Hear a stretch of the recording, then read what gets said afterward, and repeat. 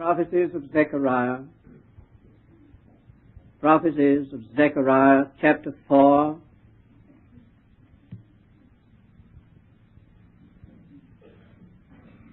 First part of verse 10. For who hath despised the day of small things?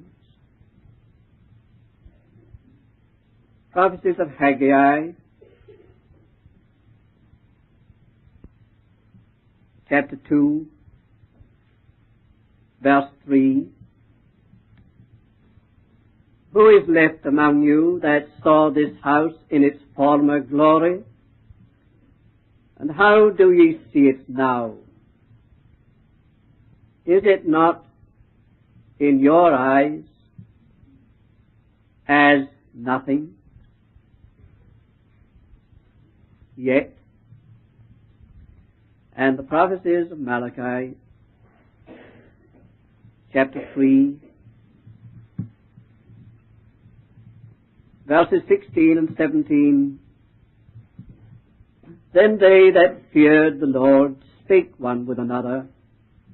The Lord hearkened and heard. And the book of remembrance was written before him for them that feared the Lord, and that thought upon his name. And they shall be mine, saith the Lord of hosts, even mine own possession, in the day that I make. And I will spare them as a man spareth his own son that serveth him. Who hath despised the day of small things?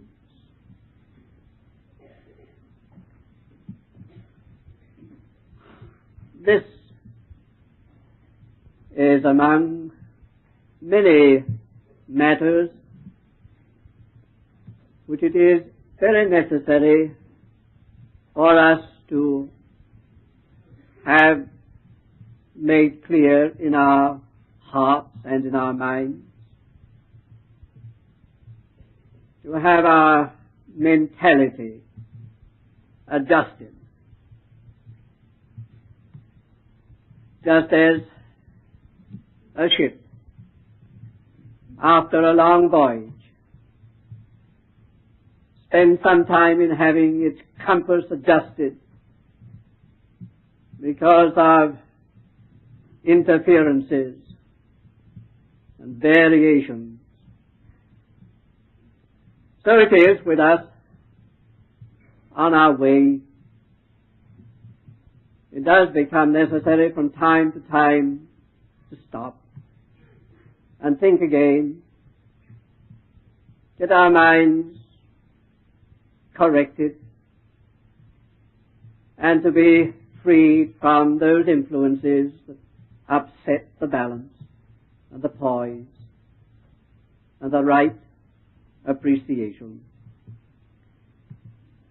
This matter then of greatness and smallness is an important matter. A good deal of confusion about this, and that confusion can result in our missing the way entirely, being found in an altogether false position.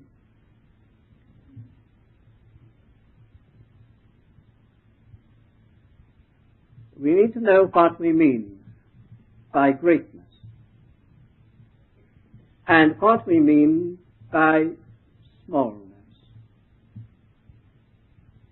It's quite evident from the scriptures which we have read that a certain kind of appraisal, a certain kind of observation resulted in a false judgment which brought the people perilously near to calamity.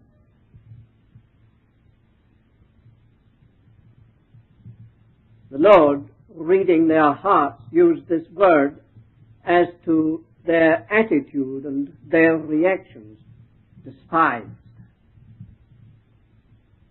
Despised that they are small things.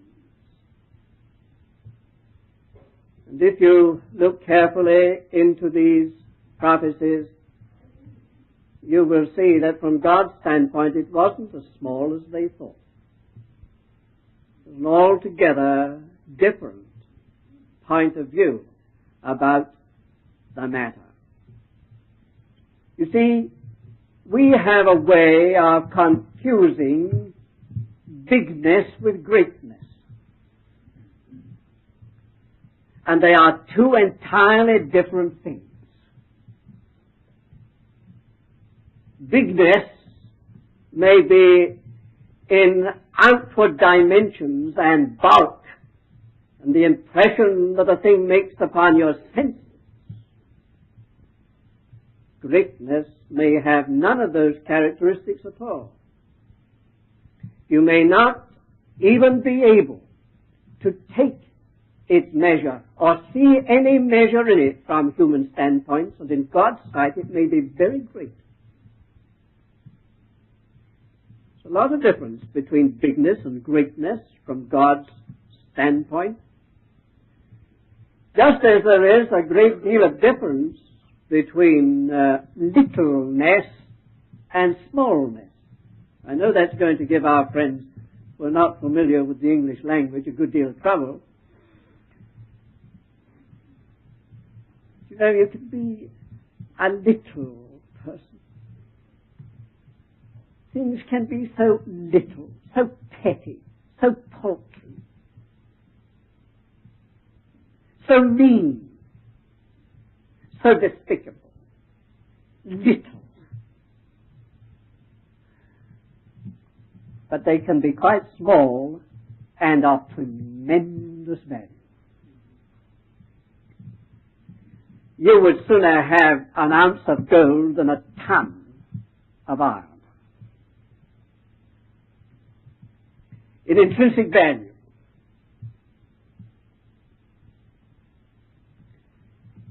Some of you may have read the life story of Madame Curie, the discoverer of radium.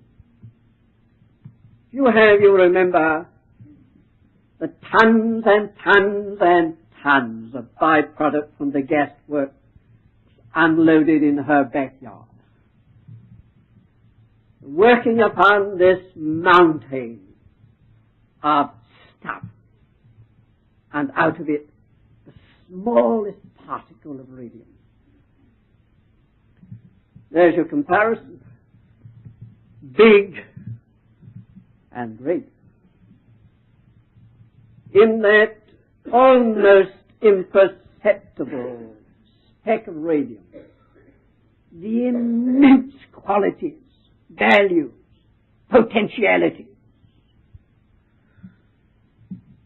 all subtracted from this great mass of stuff. The difference between bigness and greatness, isn't there? Well, you see what I mean when I say it is so necessary for us to get adjusted in our mentality about things, lest we go astray.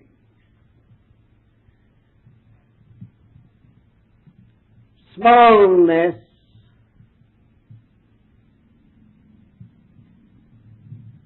we may judge merely in an objective and outward way. Say, oh, it's so small, and despise it. And yet, here, this day of small things may be a tremendously potential day. Fear not, little flock. It is your Father's good pleasure to give you the kingdom. There's something little that is immensely potential.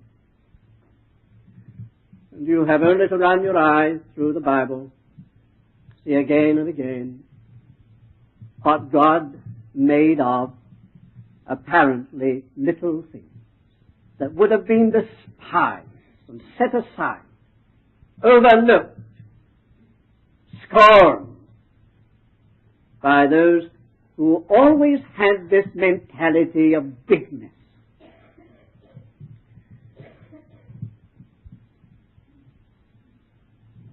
Now look at these passages, and you will see that there was something here that was very precious to God, although in their natural judgment the people were calling it so small. The last passage which we read on the end of the Old Testament, an end time, finds God saying in another translation and version, "They shall be mine, saith the Lord, in the day that I do make a peculiar treasure." They that feared the Lord, just that little company who feared the Lord, stake upon his name, thought upon his name, were occupied with him, something so precious that our translation doesn't convey how valuable it was to the Lord. You notice two words, the Lord hearkened and heard. It's not just a repetition of two words or the same word in two different forms. The first word signifies the Lord bent down, inclined. The Lord says, here's something to take note of.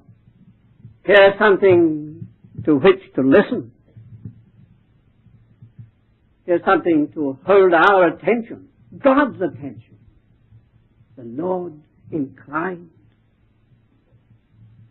listened, heard. And the picture is the Lord saying, here, get the book. The great book, the book of life. And put this down. Put the names of these people in. The book was kept. The book of remembrance. Those that feared the Lord and that thought upon his name. They shall be mine, saith the Lord, in that day that I do make, even a peculiar treasure. And that was right in this same setting, as you know, this section of the Bible, including Haggai, Zechariah. What was it that made for this greatness over against what people were calling so little and despising as such? What does the Lord look for?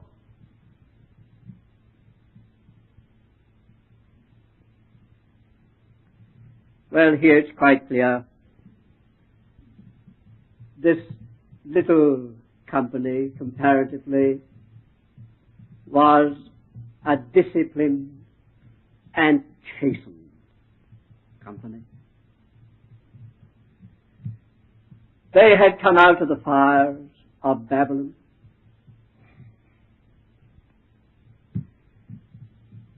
They had been through all the discipline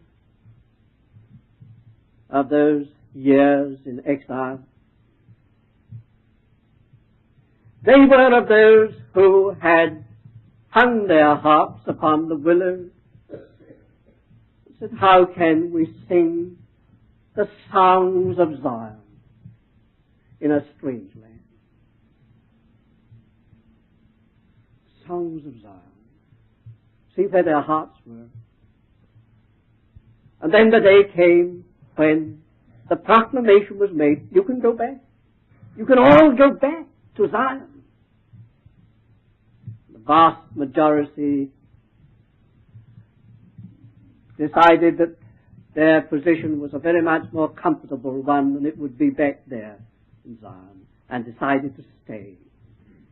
And this little company, with all the hardships the difficulties, the suffering, the toil, and much more involved in going back, went back, because their hearts were in Zion, and Zion was in their hearts.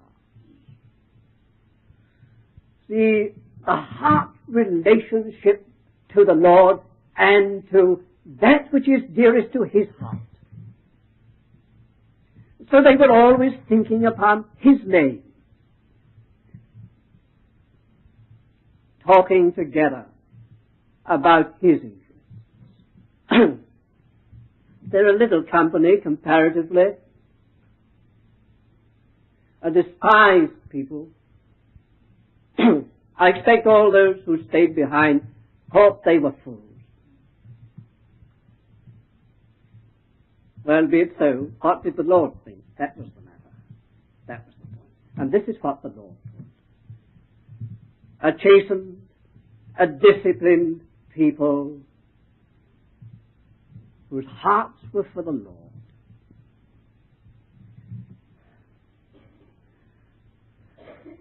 Small, if you like. Read the prophecies of Jeremiah. What a book that is.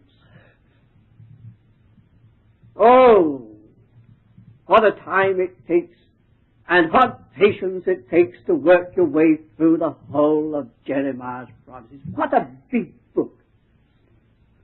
And what little books these are. Malachi and Haggai. We call them the minor prophets. But what have you got for the Lord in Jeremiah? A major prophet, if you like, but there's nothing for the Lord in it. Little minor prophets, but something very precious to the Lord. The discipline has taken place. The chastening has been carried out. The heart has been searched. The Lord has got something. You say small. Oh no, not in the eyes of the Lord. Something very great. That is what is precious to the Lord. That is what He is looking for. And that is what He calls great.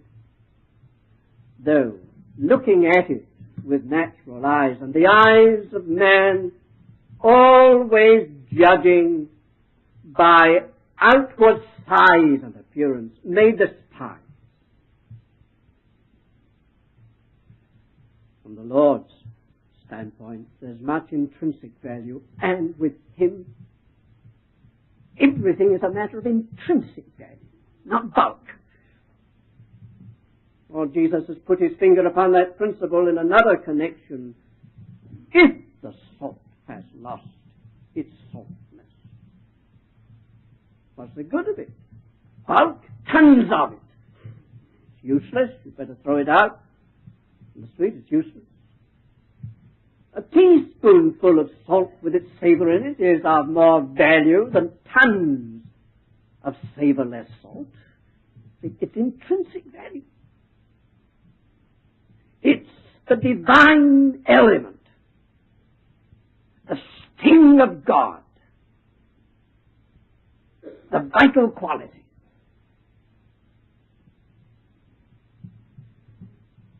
And unto that, there has to be suffering. There has to be chastening. There has to be discipline. The heart has to be searched. The work has to go very deep. A people in line with God's abiding intention. God was there in figure, in type, in the temple, represented God's heavenly and abiding, age-long thought, place of His dwelling amongst His people. It's an eternal thought. Before the world was, that was in God's mind, to dwell with men. All the way through, the Bible is just that. God with us. Right on to the end of the Bible, it is the tabernacle of God is with men. He shall dwell with them. and be their God. God's everlasting thought concerning his house, his dwelling place in the midst of his people. There's the figure, there's the type. We know the reality. Spiritual reality. And here are people in line with God's thought. In Babylon, God's thought did not obtain at all. That was not his place. Here it is. And the Lord always calls that spiritually great, when you are wholly centered upon the thing that he has ever had in mind. A people right in line with God's eternal thought. A people right in touch with himself as to what it is that he ever desires to have. He got that. Let that people be small from outward standards and despised by men of distorted judgment. God says that's great. And don't you despise that. Who hath despised? Who hath despised the day of small things? It's a rebuke that's in that interrogation. It's a correction. Pause and adjust your judgments, your standards. A people still with the vision in their hearts of what God intended and would have. May have been discouraged, greatly disheartened, perplexed about it all as to the possibility of it, and very, very tried as to the realization of it. Nevertheless, it was in their hearts. They wept. Look at the context. They wept over the situation. They were distressed that what was so much less than what they knew the Lord wanted. A troubled people about this. And their perplexity and their distress even led them sometimes to drop their hands in despair and for the time being suspend operations. Plenty there as a ground for discouragement. Plenty there to give point to saying it's hopeless. But you know, you never feel hopeless if you've never had hope. A person who's never known what hope is doesn't know what hopelessness is. They're just dead things.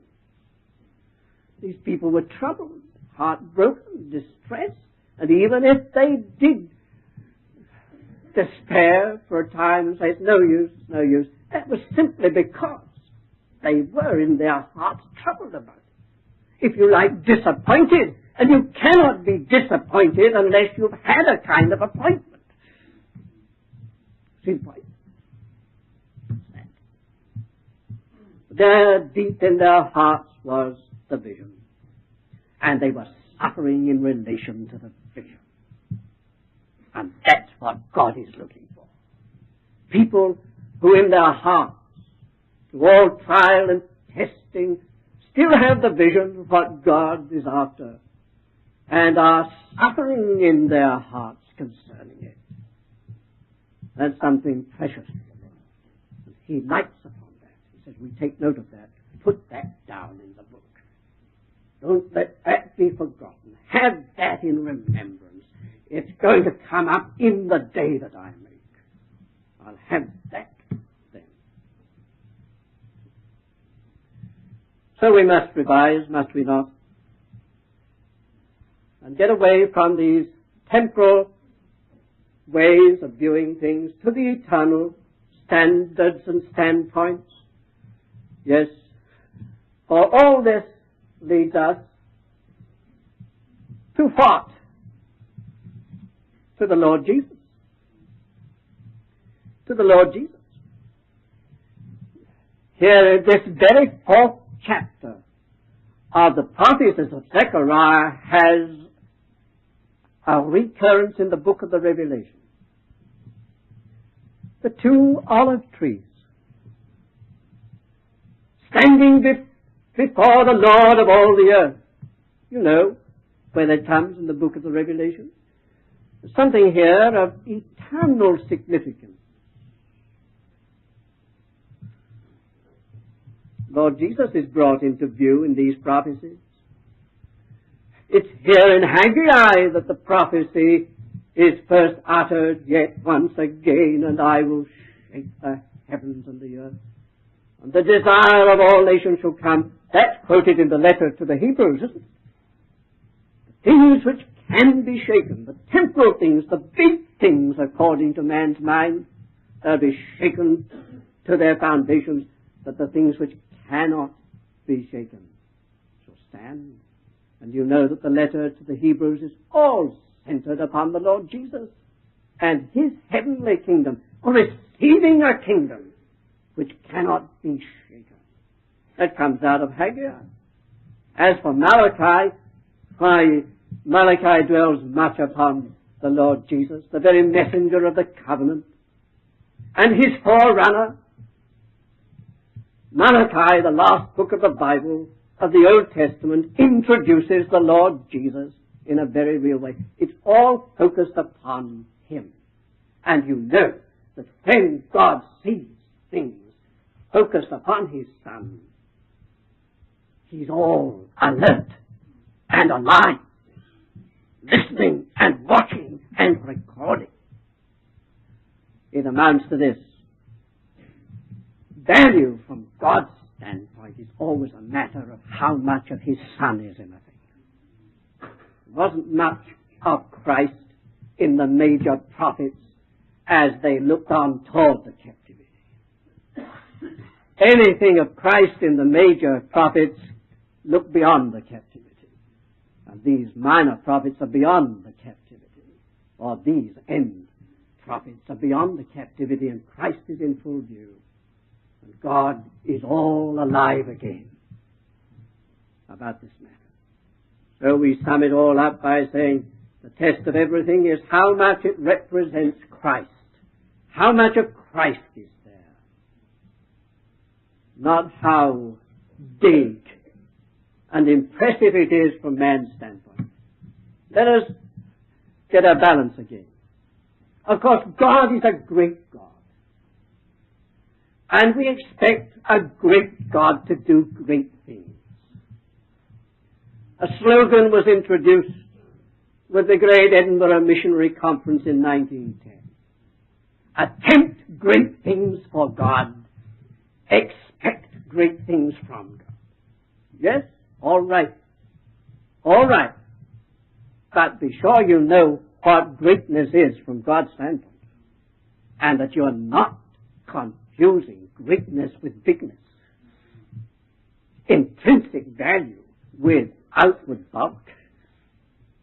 See what the Lord is after. The values of His Son. They are the eternal value. Who hath despised the day of small things? But these seven shall rejoice when they see the plummet in the hand of Zerubbabel. And from that point you're moving on the positive.